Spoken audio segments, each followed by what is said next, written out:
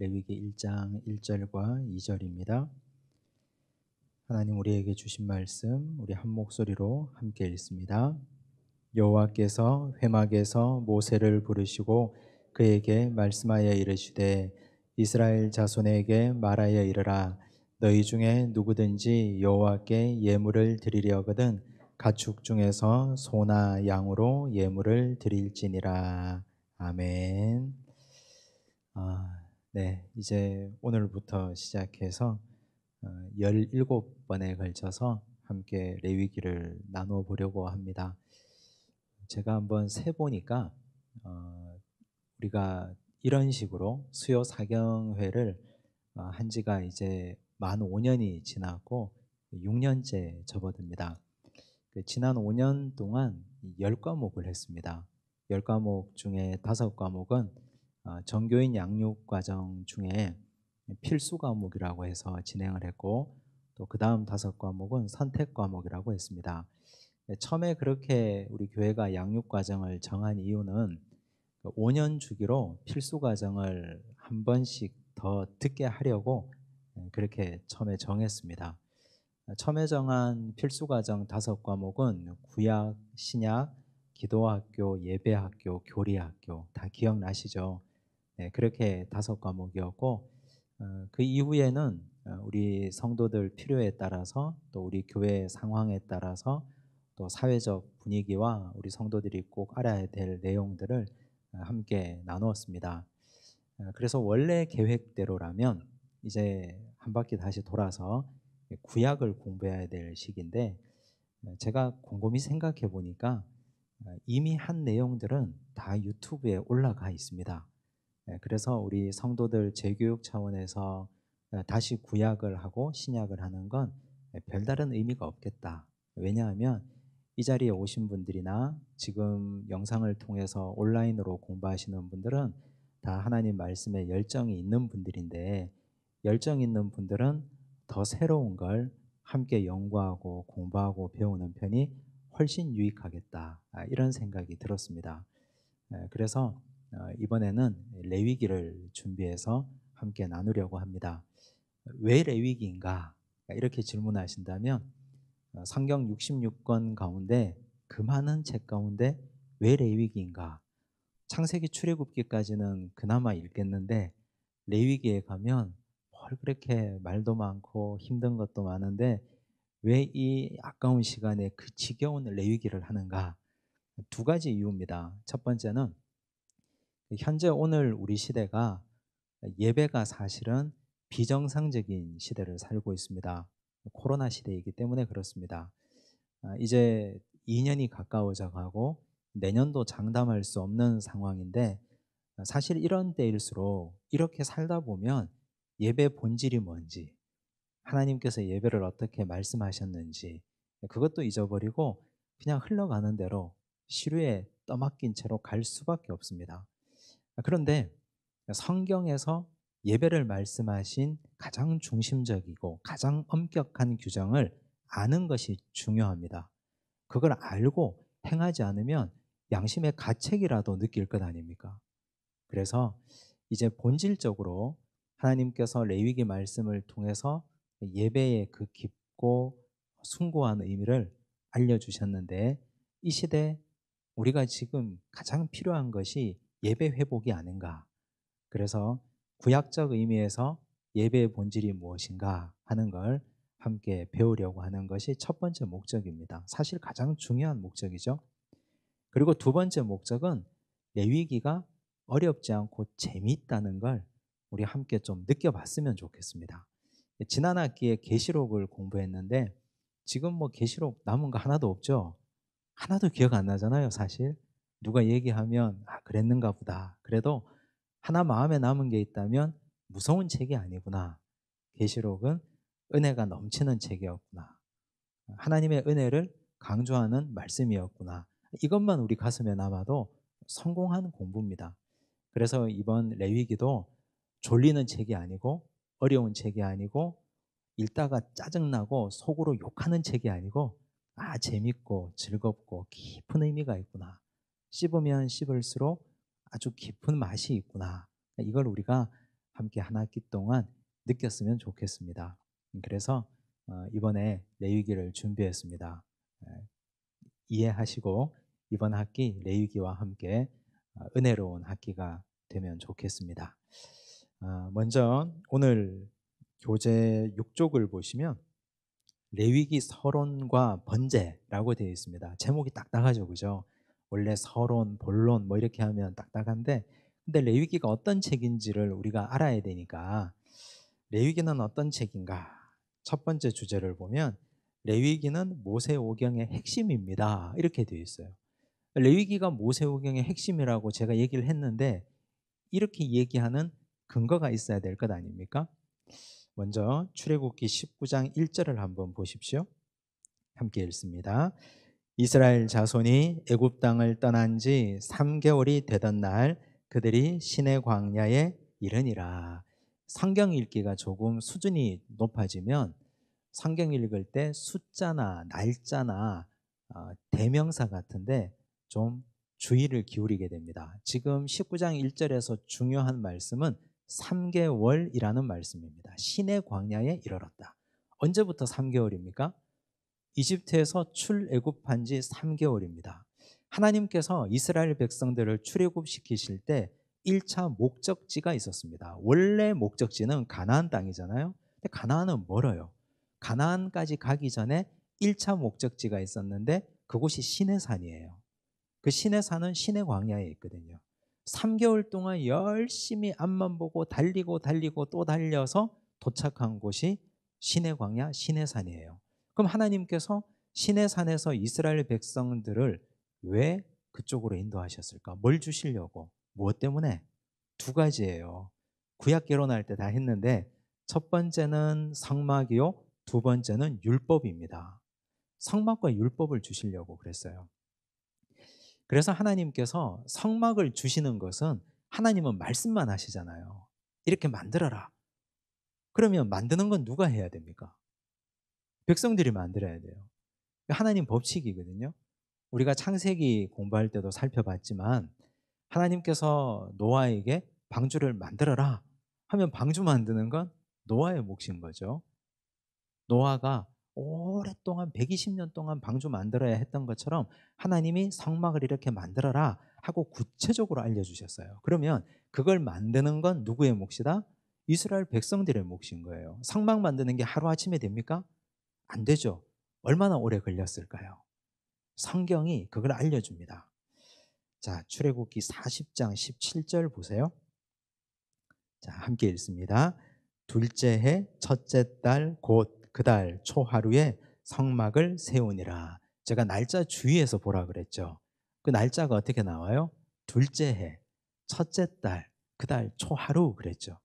이 둘째 해라고 하는 기준이 뭡니까? 언제부터 둘째 해예요? 그렇죠. 똑똑하시네요, 이제. 처음부터 이렇게 주고받고 해야 공부가 재밌습니다. 출애굽하고 둘째 해 첫째 달, 그 달 초하루에 성막 만들기가 끝난 거예요. 자, 그러면 시내산까지 가는데 몇 개월 걸렸습니까? 3개월. 그렇다면 성막 만드는데 몇 개월 걸렸어요? 그렇죠. 9개월 동안 만든 거예요.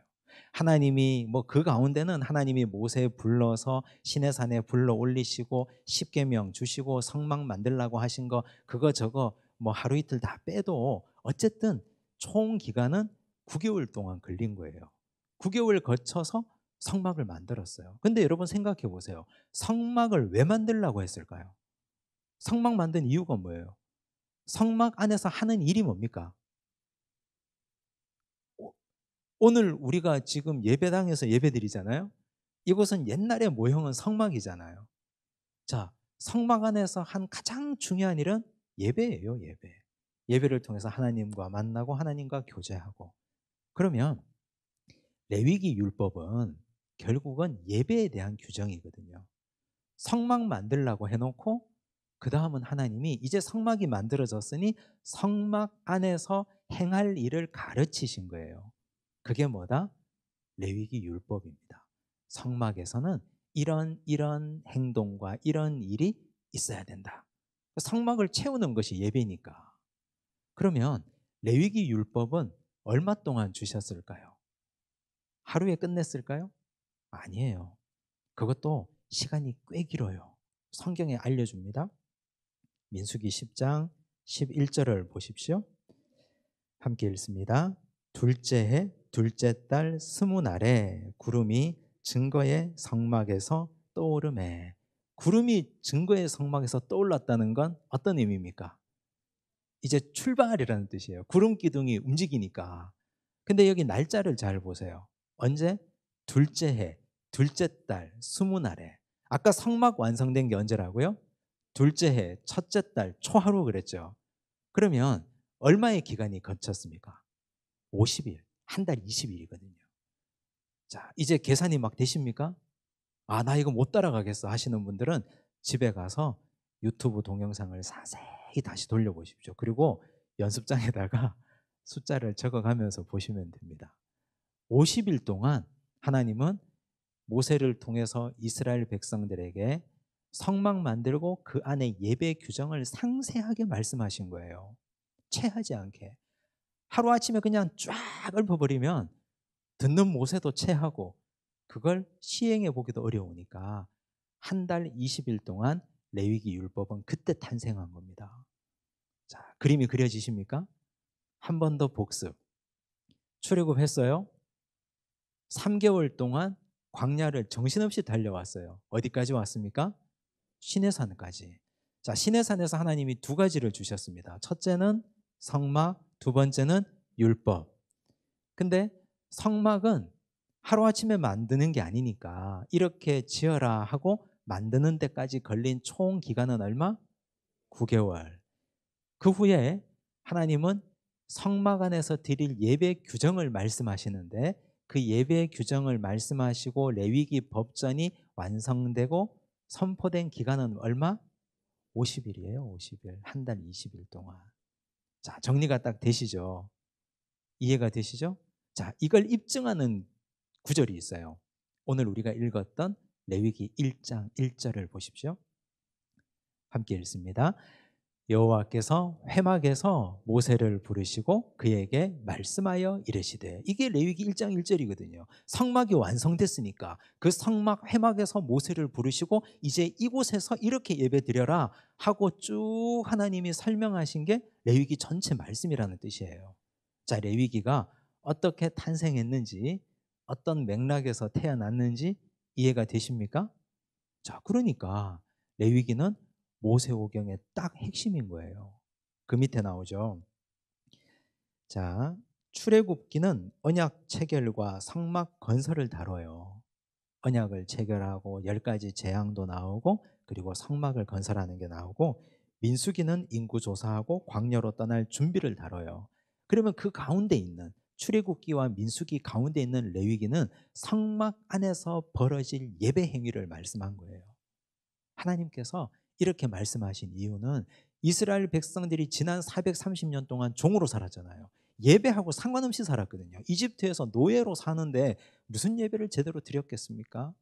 이제 너희는 그렇게 살면 안 된다. 가나안 땅에 들어가면 나와 만나려면 이 성막에서 예배하는 백성으로 살아야 되는데 예배가 너무너무 중요하다.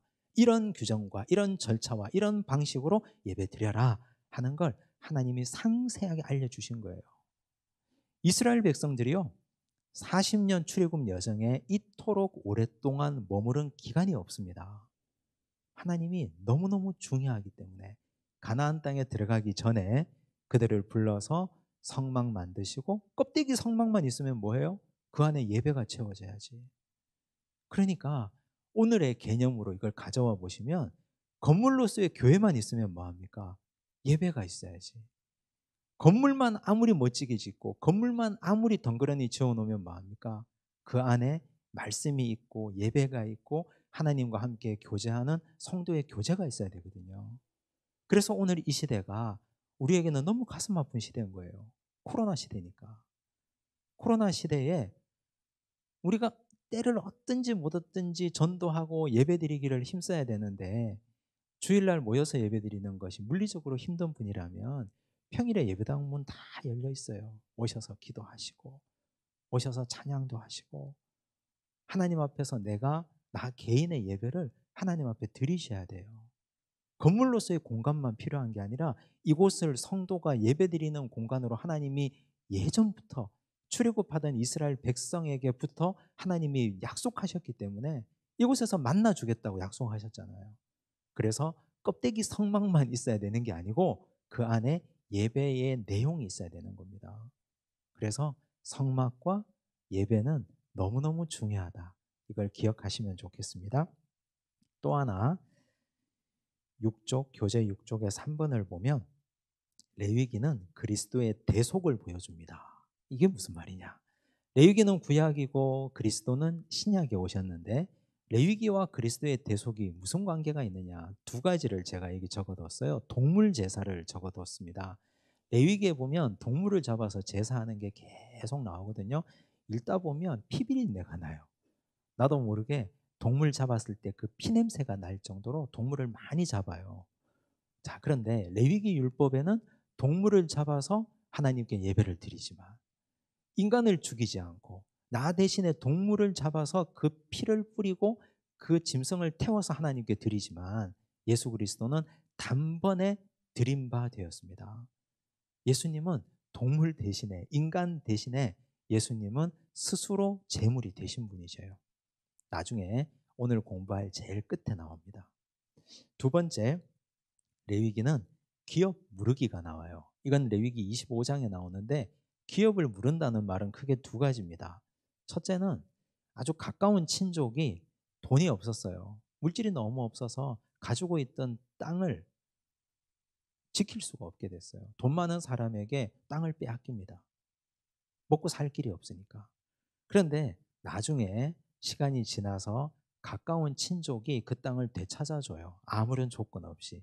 그게 법적으로 율법적으로 거기에 규정되어 있습니다. 두 번째는 가까운 친족 중에 한 분이 자녀 없이 아들 없이 후사 없이 세상을 떠납니다.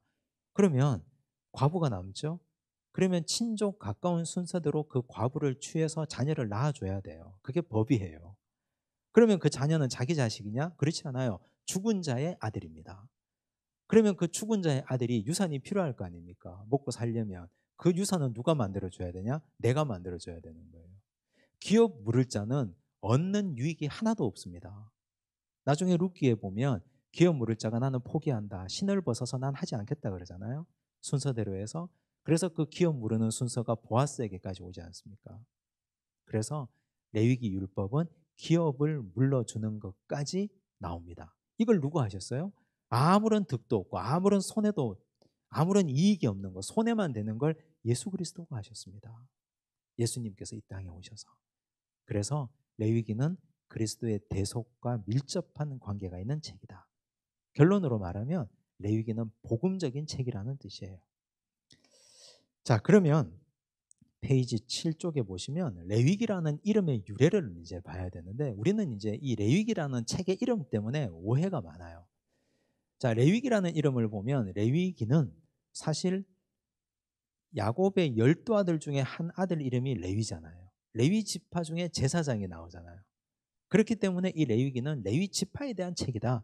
제사장에 대한 책이다. 우리하고는 상관없는 책이다. 이렇게 생각할 수 있거든요. 그런데 히브리어 원어에 보면 히브리어 책 구약의 책 이름에 보면 레위기가 아니에요. 히브리어 성경 레위기 첫 단어는 여기 교재에 있죠. 바이이크라예요. 바이이크라가 왜 중요하냐? 거기에는 동사 원형이 카라라는 동사가 숨어 있어요. 카라는 외치다, 이르다, 말하다라는 뜻이거든요. 아까 우리가 읽었는데 레위기 1장 1절 다시 한번 봅시다. 레위기 1장 1절 함께 읽습니다. 여호와께서 회막에서 모세를 부르시고 그에게 말씀하여 이르시되 그랬죠. 이르시되 이게 바이이크라예요. 말씀하시다. 여호와께서 모세에게 말씀하셨지만 모세를 통해서 사실은 누구에게 말씀하신 거예요? 이스라엘 모든 백성에게 하신 말씀이거든요. 그래서 레위기는 레위 지파 제사장에게만 주시는 말씀이 아니라 온 백성에게 주시는 말씀이에요. 예배는 제사장만 드립니까? 아니잖아요. 모든 백성이 다 드리잖아요. 모든 백성이 드려야 될 예배에 관련된 책이기 때문에 이건 레위 지파하고 상관없는 모든 이스라엘 백성들에게 공이 필요한 책이에요. 오늘 우리에게도 레위기는 너무너무 중요한 책이에요. 그런데 왜 레위기라는 이름으로 오늘 우리는 성경을 읽고 있느냐? 70인역이 레위기라고 번역했기 때문이에요. 70인역은 뭐냐면 신약 시대 때 구약 성경을 히브리어를 그리스어로 그대로 옮겨 놓은 게 70인역이에요. 이에 대해서는 제가 신구약 중간사 할 때 충분히 설명을 드렸습니다. 그런데 거기에서 레위기라고 되어 있으니까 그걸 그대로 오늘의 성경에서 가져와 버렸기 때문에 이런 오해가 생겼습니다. 그래서 레위기는 제사장에 대한 내용을 다루지만 사실은 모든 이스라엘 백성들을 대상으로 해요. 레위기 구성은 어떻게 되어 있을까요? 1장에서 16장까지는 하나님께 나아가는 제사를 다루고 있고요. 근데 우리에게는 예배만큼 중요한 게 또 뭡니까? 삶이잖아요. 레위기는 이 균형을 잡고 있어요. 17장부터 26장까지는 일상생활이에요. 즉 여호와 앞에서 살아가는 삶이에요. 예배와 삶이 분리되면 이건 신앙에 심각한 문제가 생겨요. 예배와 삶은 절대 분리되지 않습니다. 하나입니다. 일치됩니다. 그래서 레위기는 예배와 일상생활을 하나로 연결하고 있다. 마지막 27장은 부록. 여러분들 서원에 대한 궁금한 게 많죠. 서원에 대해서 27장이 다루고 있습니다. 11조도 다루고 있고요. 자, 그런데 우리는 왜 레위기를 읽어야 합니까? 제가 하고 싶은 말인데, 첫째, 이집트에서 구원하신 백성들에게 선포된 말씀이 레위기예요. 그렇잖아요. 하나님이 이집트에서 이스라엘 백성들을 구원하셨죠. 문설주와 임방에 피 바르고 의롭다 하시고 구원하셨죠. 구원받은 백성들이 당연히 해야 될 가장 중요한 사명이 뭐예요, 그러면? 예배거든요. 구원받은 백성이. 그래서 오늘 우리는 구원받은 백성이라는 말이죠. 그래서 우리가 하나님께 가장 우선적으로 해야 될 것이 예배이기 때문에 레위기는 구원받은 백성들의 삶의 목적과 의무를 다루는 책이에요. 그래서 이 레위기는 구원받지 않은 사람하고는 아무 상관없어요. 아직까지 예수 그리스도도 모르는 사람하고는 상관이 없다니까요. 세상에 아무리 똑똑한 사람들에게도 레위기 한번 읽혀줘 보세요. 재밌다 하는가? 이게 뭐냐 이러지.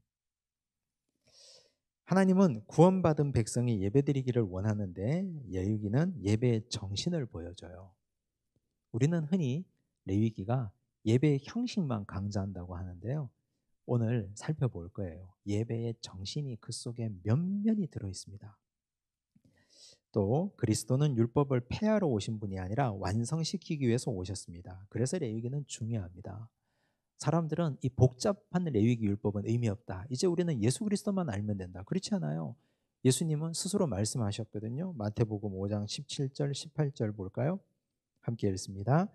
내가 율법이나 선지자를 폐하러 온 줄로 생각하지 말라. 폐하러 온 것이 아니요 완전하게 하려 함이라. 진실로 너희에게 이르노니 천지가 없어지기 전에는 율법의 1.1획도 결코 없어지지 아니하고 다 이루리라. 없어지지 않는다 그랬어요. 근데 왜 우리 스스로 레위기를 무시하고 천대하십니까?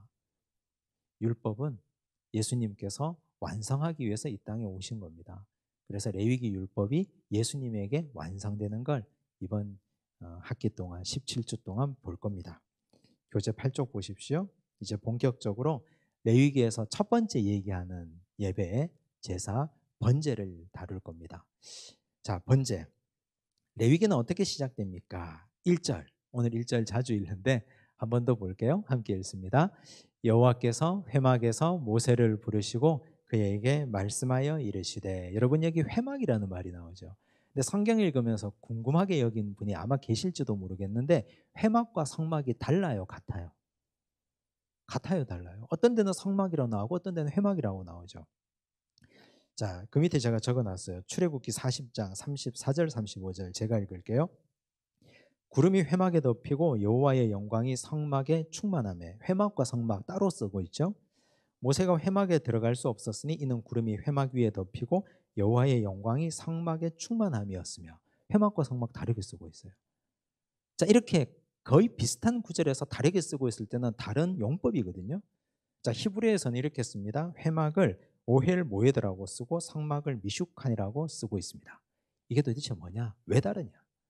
결론부터 얘기하면 회막과 성막은 성경에서 거의 동일하게 사용합니다. 그런데 분리해서 사용할 때가 있어요. 그래서 이건 우리가 상식적으로 좀 알아야 되는데 그림 한번 보여주십시오. 이건 우리가 예배학교 할 때 2017년도 예배학교 할 때 그때 본 그림인데 회막이라고 할 때는 이 그림 전체를 회막이라고 해요. 성막이라고 할 때는 저기 휘장이 덮여 있는 곳, 이렇게 껍데기가 덮여 있는 곳 있죠. 그래서 성막은 성소도 있고 그 안에 지성소도 있어요. 근데 회막은 이 전체 울타리를 다 포함하는 걸 회막의 개념 안에 포함시킵니다. 번제단, 그 앞에 성막, 성전의 성막에 들어가면 번제단이 제일 먼저 보이는데 그 번제단은 성막 안에는 들어있지 않거든요.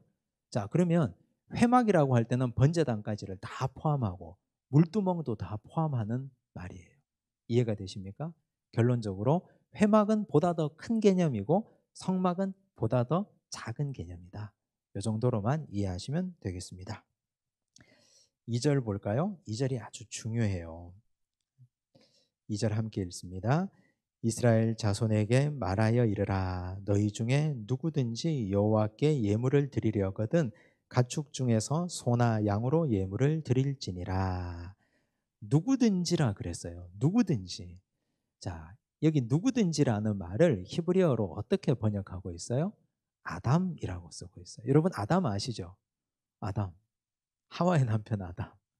근데 아담을 여러분은 남자라고 이해하십니까? 사람이라고 이해하십니까? 사람이에요, 사람. 성경에서 아담이라고 할 때는 사람이에요. 그래서 예배드리는 건 사람, 누구든지라고 할 때는 여기 사람이라면 누구든지. 그래서 예배드리는 자는 남자나 여자나 배운 자나 못 배운 자나 종이나 자유자나 가진 자나 못 가진 자나 유대인이나 이방인이나 다 차별이 없다는 뜻이에요. 누구든지 여호와께 예배를 드리려거든 이렇게 나옵니다. 자, 우리가 이 말씀을 받는 출애굽 공동체를 한번 이해하셔야 되는데요. 출애굽 공동체가 유대인들 즉 히브리 민족만 있었을까요? 아니면 거기에 이집트 백성들도 섞여 있었을까요? 어떻게 생각하세요? 섞여 있었어요. 여러 소수 민족들이 함께 나왔어요. 왜냐하면 하나님께서 10가지 재앙을 바로에게 보여주셨잖아요. 재앙이 얼마나 엄청났습니까? 마지막 장자 죽음까지. 문설주 임방에 피 바르고 있으면 죽음의 사자가 지나갈 거라 그랬잖아요. 진짜 그랬거든요. 그건 이집트 사람이나 유대인이나 소수민족이나 누구에게나 다 해당되는 말씀이었어요. 정말 그런가 안 그런가 해봤더니 죽음의 사자가 지나가고 자기 집은 멀쩡한데 피 바르지 않은 옆집에는 곡소리가 나고 있거든요. 그래서 출애굽할 때 다 따라 나선 거예요. 많은 사람들이. 그래서 여기 누구든지라는 말에는 히브리 사람만 포함된 게 아니에요. 지금 이 공동체 안에 있는 누구든지 예물을 드리려 하거든. 그래서 우리가 예배는 누구든지 다 드릴 수 있어요. 우리가 구약을 너무 배타적인 책이라고 생각하는데 그렇지 않습니다. 누구든지. 이 히브리 공동체, 출애굽 공동체 안에 있는 자는 히브리 백성이든 누구든지 다 하나님께 예배드릴 수 있다. 아담이라고 되어 있잖아요. 아담, 사람이라면. 그 다음 여호와께 예배의 대상이에요. 이 정말 아무것도 아닌 구절인데요. 예배드리는 사람이 나오죠. 누구든지. 예배 받는 분은 누굽니까? 여호와께. 여호와께 예배드려야 돼요. 이건 너무 당연한 건데 사실 이 당연한 걸 사람들은 못 하거든요. 사람들은 나중에 이 백성들이 나중에 가나안 땅에 들어가서 어디에 예배드립니까? 바알과 아세라에게 무릎 꿇잖아요. 바알과 아세라. 농경의 신, 바알 신, 아세라 신을 섬기잖아요. 예배드리는 대상은 하나님 한 분밖에 없어야 돼요. 근데 우리는 마음으로도 예배를 드려야 되잖아요. 우리 전심으로도 돈을 숭배하고 자식을 숭배하고 우리 지나온 경험을 숭배하고 이러지 말라는 뜻이에요. 사람이라면 누구든지 지음받은 창조주 여호와께 경배하고 예배드려라. 예배드리는 자와 예배를 받는 분을 명시하고 있습니다. 또 한 가지 가축 중에서라고 돼 있어요. 가축 중에서. 이거 중요해요. 왜 중요하냐? 가축은 일상에서 늘 보는 거잖아요. 우리 늘 보는 거잖아요. 소도 있고 양도 있고 염소도 있고 집에서 늘 보는 거예요. 그래서 특별한 것으로 드리려고 하지 마라. 특별한 거 드린다고 하나님께서 그거 기뻐하시고 좋아하시는 거 아니다. 예레미야 6장 20절에 나와요. 함께 읽습니다. 시바에서 유향과 먼 곳에서 향품을 내게로 가져오면 어찌함이냐. 나는 그들의 번제를 받지 아니하며 그들의 희생 제물을 달게 여기지 않노라. 유황과 먼 곳에서 가져온 특별한 거 하나님 원치 않는다 그랬어요. 하나님이 원하시고 정해놓으신 것은 가축 중에서 일상 가운데서 너희들이 드리는 걸로 갖고 와라. 자, 여기 나중에 번제에서는 가축을 얘기하지만 소제는 곡식을 얘기하거든요. 농사 짓는 사람은 곡식을 가져오고 목축하는 사람은 가축을 가져오고 일상 중에서 하나님께 드리라는 뜻이에요. 또 한 가지, 가축이라는 거는 야생이 아니라는 뜻이에요. 야생이 아니에요. 나중에 예외가 나오는데, 자, 가축을 사람들이 드려야 자기 사유재산을 드리는 거잖아요. 내 걸 드리니까 아깝지 않겠어요? 근데 하나님께는 내 걸 드리면서 내 아까운 것까지도 하나님께 온전히 이건 하나님께 받은 것이 하나님께 드립니다 라는 마음으로, 헌신하는 마음으로 드리라는 뜻이에요. 근데 사람들이 이거 자기 가축 드리기 싫어가지고 야생에서 잡아다가 갖고 오는 이런 짓 하지 마라. 야생 염소 잡아다 드리지 말고, 길에서 돌아다니는 양 잡아다가 드리지 말고, 들소 잡아다 드리지 마라. 그 말씀이에요. 그래서 우리가 하나님께 드리는 예물을, 그건 우리가 아까워야 돼요. 근데 그것까지도 부인하고 내 주머니에서 내가 수고하고 땀 흘려서 노동한 그 대가를 하나님께 드리는 거잖아요. 그 기준을 말씀하신 겁니다. 누구든지 여호와께 가축 중에서, 이거 기억하셔야 됩니다. 번제는 어떤 예배인가? 3절 보십시오. 함께 읽습니다. 그 예물이 소의 번제이면 흠없는 수것으로 회막문에서 여호와 앞에 기쁘게 받으시도록 드릴지니라. 번제, 히브리어로 올라라고 되어 있어요. 히브리어예요. 근데 이거 참 우리말하고 비슷하게 겹치는 게 올라가다라는 뜻이거든요, 이게. 그리고 원형이 알라라고 되어 있어요. 뭐가 올라갑니까? 연기가 올라가죠. 하나님은 향기를 받으셔요. 그 연기 가운데 있는 향기를. 그리고 흠 없는이라고 되어 있는데, 이건 히브리어로 타밈인데요. 이건 죄가 없다, 흠이 없다, 거칠 것이 없다라는 뜻이에요. 순결하다라는 뜻이에요. 자, 그러면 예물을 드릴 때 한번 생각해 보세요. 내가 번제를 드려야 되는데 우리 집에 소가 많아요. 흠 없는 게 값이 비싸게 나가겠죠, 아무래도. 그렇잖아요. 흠이 있고 다리 저는 놈은 값이 비싸게 쳐주지도 않아요.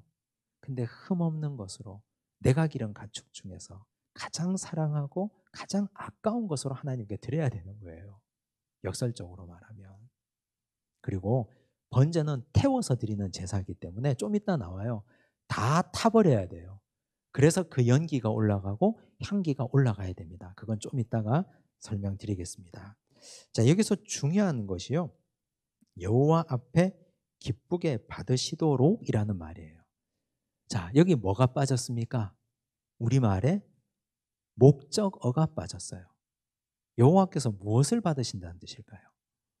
1번 재물, 2번 재물을 드리는 사람. 재물을 받으십니까? 재물 드리는 사람을 받으십니까? 논리적으로 생각해 보세요. 제가 이걸 왜 묻는가? 사람을 받으신단 말이에요. 그걸 어떻게 알 수 있느냐? 여기 제가 적어뒀어요. 문법을. 자, 대명사의 어미가 2인칭 남성 복수 전미어로 되어 있어요. 이게 도대체 무슨 말이냐 할 텐데, 만약에 하나님이 재물을 받는다고 하면 재물은 3인칭이에요. 그것. 그래서 복수형 어미가, 대명사의 어미가 3인칭 단수 혹은 3인칭 복수가 돼야 돼요. 근데 예물을 드리는 사람은 2인칭이에요. 우리예요, 우리. 그들이에요. 우리. 너희들이에요. 그래서 2인칭 복수 어미를 여기 쓰고 있습니다. 너희라는 복수 어미를. 그래서 이거는 재물이 아니라 재물을 드리는 사람을 의미하는 것입니다. 꼭 기억하십시오. 그럼 하나님께서는 재물 자체보다도 그 재물에 담긴 우리의 마음과 우리의 생각을 받기를 원하신다. 우리가 이 자리에 나와서 예배드리고 주일날 나와서 경건한 척하고 예배드리는데 그것보다 더 중요한 건 하나님이 우리의 심령과 마음과 어떤 마음으로 이 자리에 나와 있는가를 하나님은 지금도 살피신다. 창세기에 나오잖아요. 하나님은 가인과 그 예물은 연락하지 않으시고 아벨과 그 예물은 받으셨다 그랬잖아요. 아벨이 앞에 있어요. 아벨과 그 예물이라 그랬어요. 예물은 사람에 종속되는 겁니다. 사람이 예물에 종속되는 게 아니에요. 그래서 사람이 바른 마음을 가지고 있으면 그 바른 마음으로 흠없는 수컷을 잡아서 하나님께 드리는 거예요. 예물은 사람에게 어떤 예물이라도 사람이 우선하는 겁니다. 꼭 기억하십시오. 그래서 여러분은 내가 나를 하나님께 예배를 통해서 드린다 생각하셔야 됩니다. 하나님은 예물에 관심 없고 예물을 드리는 나에 관심이 있으니까. 예배를 드리는 나라는 존재에 관심이 있으시니까. 9쪽 보십시오. 소의 번제 규정을 보십시오. 4절입니다. 함께 읽습니다. 그는 번제물의 머리에 안수할지니 그를 위하여 기쁘게 받으심이 되어 그를 위하여 속죄가 될 것이라. 머리에 안수한다 그랬어요. 자, 소를 가지고 나왔어요. 소의 머리에다가 안수해요. 안수하면서 무슨 말을 했을까요? 안수하면서 재물을 가지고 나온 자가 자기 죄를 거기다가 얘기를 하는 거예요. 안수하고 손을 얹고 자기 죄를 쭉 얘기해요. 제사장이 그 앞에서 듣고 있고 제사장은 함께 중보기도 하고 있고 그러면 그 순간 나의 죄가 이 짐승의 머리에 전가된다. 사실은 죄 지은 내가 죽어야 되는데 짐승이 대신 죽는 거잖아요. 안수하는 건 죄를 짐승에게 전가하는 행위예요. 또 여기 보면 그를 위하여 속죄가 될 것이다. 여기 속죄라는 말은요. 밑에 보면 히브리어 키페르라고 되어 있는데 대신하다, 대체하다라는 뜻이에요. 즉 이 순간 내가 소의 머리에 제물의 머리에 손을 얹고 안수하며 기도하는 순간 나와 이 짐승이 대치가 되고 하나가 되는 거예요. 내가 곧 짐승이 되는 거예요. 내가 죽는 건데 이 짐승이 죽는 거잖아요. 이해가 되셔요? 그래서 우리가 주일 예배 드릴 때 사죄의 기도 시간이 있잖아요. 잠깐 한 30초 정도 시간을 드리잖아요. 반주자가 반주할 때. 그때 무슨 생각하십니까? 연주를 듣고 계십니까? 아니면 그냥 딴 생각하고 계십니까? 다리 아픈데 이런 생각하고 계십니까? 그때 우리는 우리 죄를 우리 속으로 우리 마음으로 다 토설하셔야 돼요. 우리의 주 되시는 예수님께서 그 죄를 그대로 가져가시고 받아가시기 때문에. 그래서 그 기간이 그 시간이 굉장히 예배에는 중요한 시간입니다. 여기서는 제물을 드리는 자와 안수받는 그 짐승이 대치되고 동일시되는 과정이에요. 그 다음 뭘 하느냐? 5절에 보시면 그가 줄치세요. 그가 누구예요? 제사장일까요? 제물을 가지고 나온 사람일까요? 제물을 가지고 나온 사람이에요. 그 사람이 뭘 합니까? 여호와 앞에서 그 수송아지를 잡을 것이요. 여러분 소 잡아 보셨어요? 소 잡는 거 보통 힘든 거 아닐 겁니다. 저는 TV에서 한번 본 적이 있는데 그거 피 튀고 아무리 소를 많이 잡아본 사람이라 하더라도 소 잡는 거 그거 쉬운 일이 아니잖아요. 근데 소를 가지고 나왔어요. 근데 그 사람이 직접 소를 잡아야 돼요. 직접. 우리는 많이 오해한 것이 있는데 가지고 나오기만 하면 제사장이 알아서 다 잡아준다. 그렇지 않아요. 가지고 나온 사람이 직접 소를 잡는 거예요. 짐승을 잡아요. 아론 자손 제사장들은 뭐 합니까? 그 피를 가져다가 회막 문 앞 제단 사방에 뿌려요. 제사장은 가만히 있다가 피만 받아서 제단 사방에 뿌려요. 그냥. 가지고 나온 사람이 짐승을 잡는 거예요. 과정을 한번 상상해 보십시오. 피가 온 몸에 다 튀겠죠. 그 당시 비닐 옷도 없는데 피가 눈에 튀고 얼굴에 튀고 입에 들어가고 귀에 들어가고 야단법석이에요.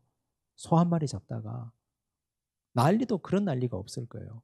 근데 이 소는 곧 누구예요? 나예요. 나. 그럼 그 과정은 뭡니까? 내가 나를 죽이는 과정이에요. 사실은 내가 이렇게 비참하게 죽어야 되는데 내가 나를 죽이면서 결단하는 거예요. 뭐를? 내가 다시는 죄 짓지 않겠다.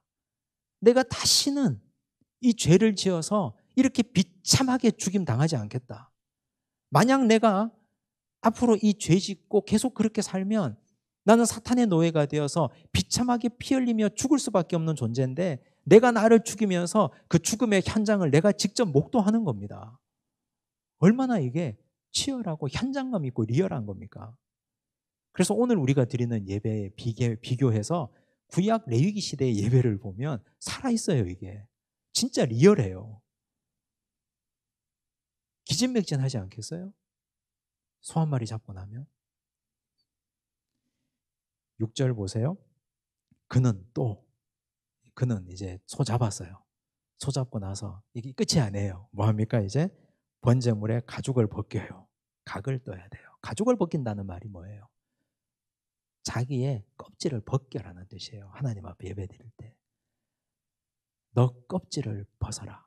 하나님 앞에 위선의 탈을 벗고 예배드리면서 아닌데 그런 척하고 그런데 아닌 척하고 있지 말고 하나님 앞에 나올 때는 순전하고 순결하고 있는 그대로 모습으로 나오라.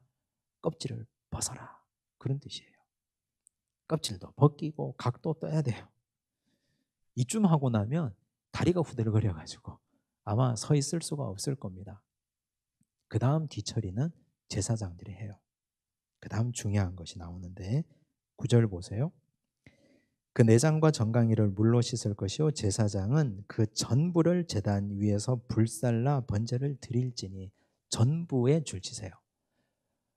번제가 의미 있는 예배가 되려면 다 타버려야 돼요. 근데 중간에서 타다 만 번제가 있거든요. 그럼 그 당시 규정에는 어떻게 이해했느냐? 이 사람에게 아직까지 쏟아놓지 않은 죄가 있다. 짐승의 머리에 손 얹고 안수할 때 그거 다 토설해야 되는데 그게 아직 남아있으니까 타다 만 거예요. 그럼 그거 무효예요. 그래서 다 타버려야 돼요. 완전히 타고 없어져야 돼요. 그래야 번제가 효력 있고 끝난 번제가 됩니다. 하나님 앞에 제대로 드려진 번제. 다 타버려야 뭐가 된다? 여호와께 향기로운 냄새니라. 이걸 하나님이 향기롭게 받으신다 그랬어요. 자, 그러면 이걸 오늘 우리 예배에 가지고 적용해 보세요. 우리가 오늘 이 자리에 와서 공부하죠. 성경 공부하고 주일날 예배드리죠. 주일날 예배드리는 행위는 나를 태우는 행위예요. 내가 사라지고 내가 없어지고 내가 가루가 되고 내가 먼지가 되어서 하나도 없어져 버려야 돼요. 그래야 하나님께 아름다운 향기가 되는 예배가 되는 겁니다. 남을 미워하는 마음으로 주일 예배당에 나왔어요. 예배 끝나고 나가는데 그 미워하는 마음이 아직 타지 않고 그대로 있어요. 돈 욕심이 가득한 상태에서 탐욕이 가득한 상태에서 교회 왔어요.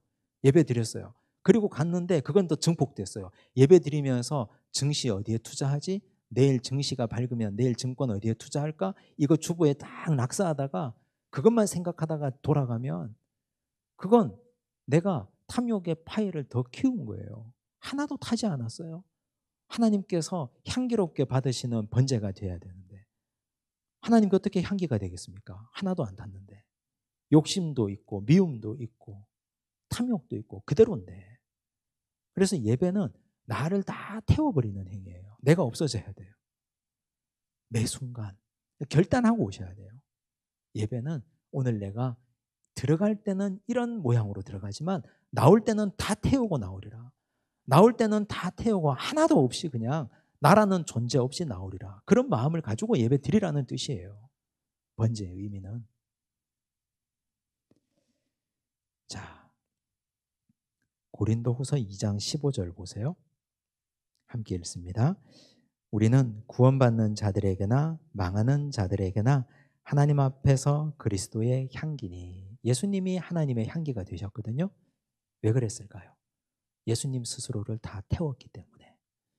예수님은 철저한 자기 부인을 하셨기 때문에 하나님은 이걸 향기로 받으신 거죠. 자, 누가복음 9장 23절을 한번 볼까요? 함께 읽겠습니다. 또 무리에게 이르시되 아무든지 나를 따라오려거든 자기를 부인하고 날마다 제 십자가를 지고 나를 따를 것이니라. 자기 부인이 향기예요. 자기 부인. 자기가 없어져야 돼요. 예수를 따른다는 건 내 욕심과 내 정을 십자가에 못 박는 거거든요. 나는 이거 하고 싶어요. 인간적인 욕심으로 하고 싶은 게 너무 많아요. 근데 그걸 불태우고 그걸 십자가에 못 박고 그 자기 부인이 돼야 그제서야 그건 하나님께 향기가 되고 믿지 않는 사람들에게도 향기가 되는 거예요. 교회가 왜 믿지 않는 사람들에게 악취를 풍기겠습니까? 세상 사람들이 왜 교회를 손가락질할까요? 교회가 타지 않으려 하기 때문에, 교회가 탈 생각이 추호도 없기 때문에, 성도들 한 사람 한 사람이 전부 다 자기 욕망으로만 똘똘 뭉쳐져서 아무도 타려고 하지 않기 때문에 악취가 풍기는 거죠. 다 타고 없어져 버려야 돼요. 그래야 향기가 됩니다. 욕심도 자기 욕망도 다 타고 없어지면 하나님도 향기로 받고 세상 사람들에게도 향기가 돼요. 자기를 한번 돌아보세요. 나는 악취를 풍기는 사람인가? 나는 향기를 풍기는 사람인가? 향수 바른다고, 향수 뿌린다고, 좋은 화장품 쓴다고 그게 향기가 아니잖아요. 자기를 다 태워서 자기 부인을 해야 그제서야 향기가 되는 겁니다. 그래서 하나님은 첫 마디부터 이런 성막 안에서 예배 드릴 때 너희를 다 태워라. 짐승을 잡으면서 네가 죽는다 생각하고 그 짐승의 목에 칼을 꽂으면서 너 목에 칼을 꽂는다고 생각하고 피가 튀기면서 그 피가 죄 때문에 네가 죽는 거라고 생각하라. 그 말씀을 하고 계시는 것입니다. 그 다음 번제에 사용하는 다른 짐승이 있어요. 소 말고요. 또 다른 짐승도 있어요. 10절 볼까요? 제가 읽습니다. 만일 그 예물이 가축대의 양이나 염소의 번제이면 양과 염소도 사용하라 그랬죠? 이건 뭐 별로 중요하지 않아요. 자, 그 다음 중요한 게 나와요. 14절. 만일 여호와께 드리는 예물이 새 번제이면 산비둘기나 집비둘기 새끼로 예물을 드릴 것이요. 자, 새를 드릴 정도라면 이 사람의 경제 상황이 어떨까요? 가난한 사람이에요. 몹시 가난한 사람. 자, 아까 그랬죠.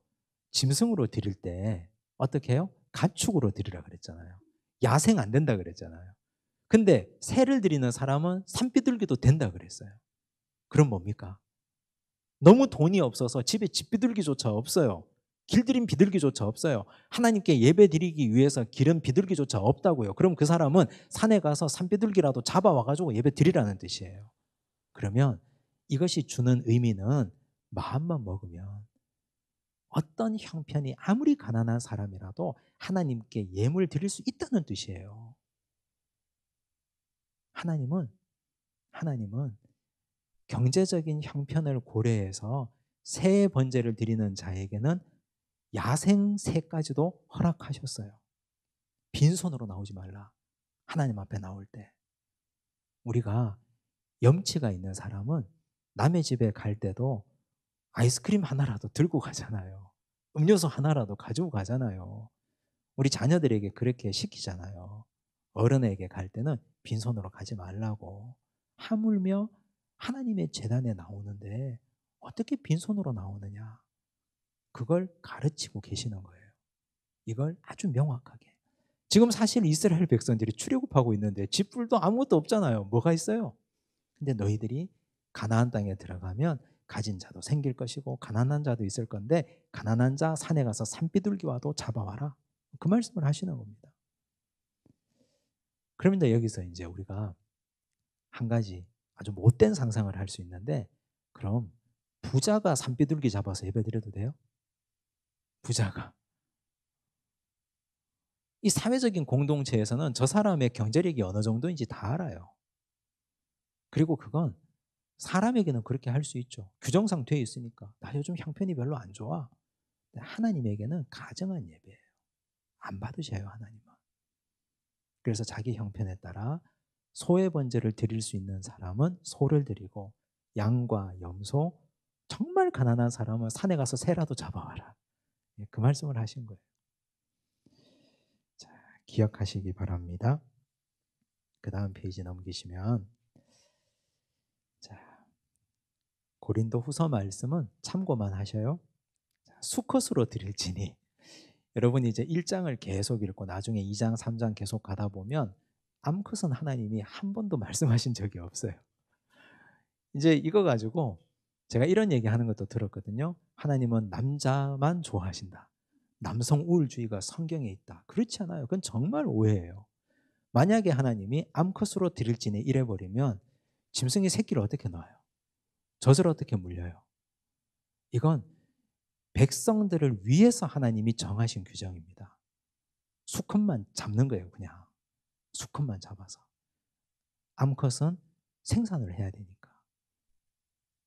젖도 생산해야 되고 후손도 먹여야 되고 하니까. 그래서 하나님은 백성들을 위해서 수컷으로 드릴지니, 여기에 특별한 의미가 있는 게 아니라 백성들을 사랑하시는 하나님의 마음, 이것이 여기에 드러나 있는 것입니다.